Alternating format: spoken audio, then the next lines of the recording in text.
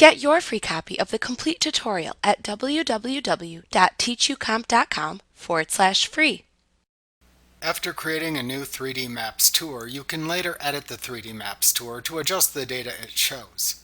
To edit a 3D Maps tour, either directly click the 3D Map button in the Tours button group on the Insert tab of the ribbon, or click the drop-down part of that button, and then select the Open 3D Maps command from the drop-down menu that appears.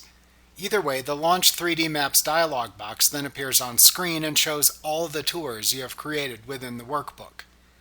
To edit a tour, click it within the Launch 3D Maps dialog box to reopen it in the 3D Maps window for editing.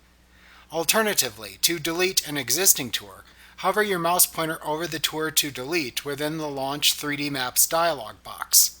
Then click the Delete this tour button, which looks like an X, in its upper right corner. Then click the Yes button in the warning confirmation message box that appears to permanently delete the tour. Note that you cannot undo this action.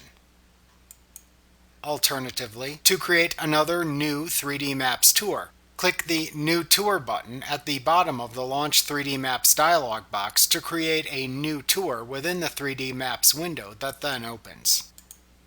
After opening a 3D Maps tour for editing, make your editing changes.